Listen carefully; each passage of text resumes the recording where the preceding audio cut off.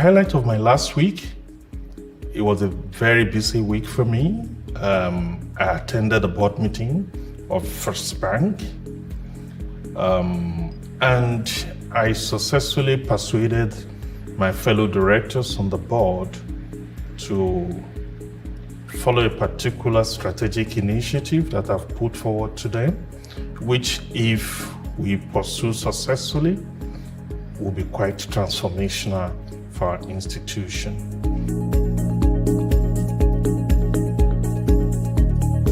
Because of the nature of what I do, I'm the group CEO of First Bank Group. So we have operations not just in Nigeria. We operate from 6 other African countries. So we're in Republic of Ghana, we're in Democratic Republic of Congo, we're in Guinea-Conakry, we're in Sierra Leone, we are also in the Gambia, and we also do have a sizable bank in London here. So my communication gadget, especially my phone and my iPad, there's 2 items that you can most certainly be sure that you'll find with me almost at any particular point in time. I had this offer to join the board of First Bank as an executive director and the group chief financial officer of the bank. And I wasn't sure whether to accept the offer or not. Coincidentally, which is where the issue of reverse mentorship comes in, was actually one of my mentees who I mentioned it to. So after like a week, he called me to find out if I'd accepted the offer, and I said no. And he requested for a time when he can sit with me to discuss it over. And he left. By the time he was leaving, he had successfully convinced me why he believed that career move was the best for me. And with the benefit of hindsight, that is quite significant, because 15 months after joining the bank as an executive director and the group chief CFO, I was made the CEO of the banking group.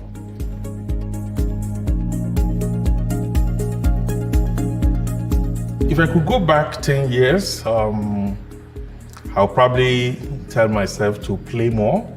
I think I've worked incredibly too hard in the last 10 years. So if there's anything I would actually like to do slightly differently, is to have more leisure time. The best day at work for me, I've had several days that will qualify. When you run a very large corporate enterprise like this one that I manage, with more than 25,000 employees operating from 7 or 8 geographical locations.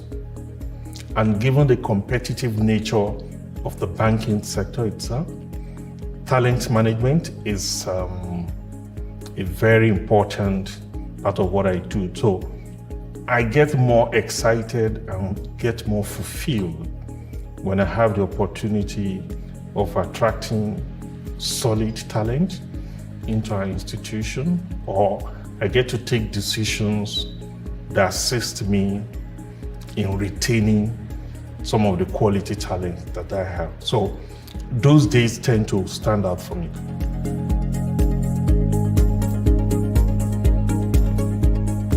So I've worked with very incredible set of leaders that have impacted my own career very positively.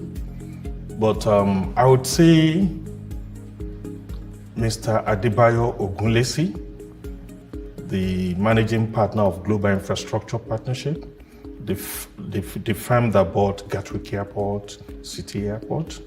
I think he stands out among the people that I've worked with. He was the chairman of the African Finance Corporation while I was the chief financial officer of the African Finance Corporation. So I worked very closely with him, and his depth of knowledge, its ability to see to cut through very complex issues, his ability to see the very big picture very quickly, and his capacity for mentoring the executives. For me, stands him out.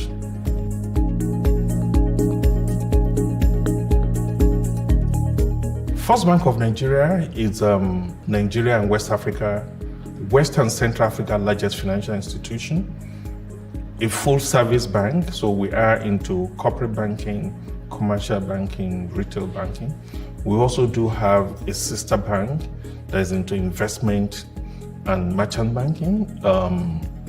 We are the oldest financial institution in West and Central Africa. Indeed, we celebrated 125th anniversary of our institution just last year. The institution is older than Nigeria itself as a country. One thing that stands the bank out clearly, it's our ability to invent and reinvent ourselves continuously, which is what has ensured that this institution has existed continuously for 125 years. That's quite rare in our part of the world.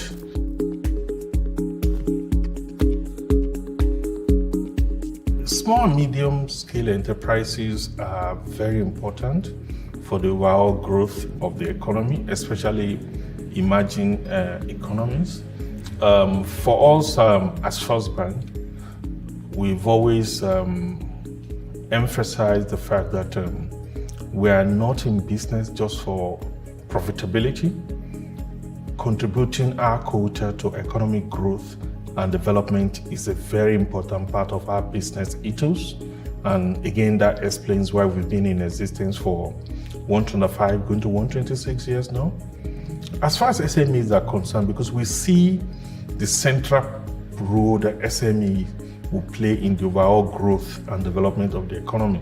So we've always been pivotal in pushing the SME agenda. Today, we are the largest lenders to SME companies in Nigeria because we believe when you have a well-empowered SME sector, economy will grow.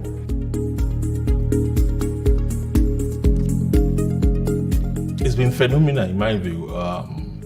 For me, the Cranfield brand, the network of people that you met, and the quality of their own network, which invariably becomes an integral part of your own network, they are actually quite important. I'm very happy that very recently, we have successfully relaunched the Cranfield Alumni Association in Nigeria, and that's also given us a very good platform on which you also get people together in country. I would say part of the biggest thing I took away from Cranfield is the alumni network.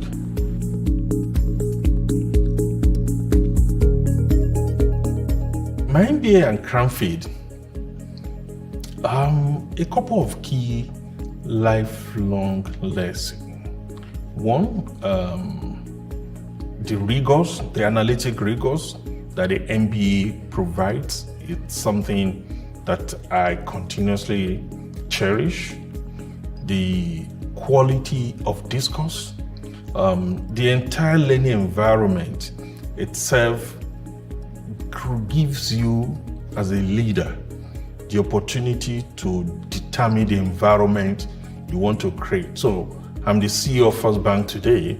Part of what I've been doing is how do I create a conducive environment where people feel safe to hear their views, where people feel safe to contribute their quota. All those things were significant lessons that came out from my time at Cranfield. And I look back and I actually indeed cherished the 12 months that I spent at Cranfield.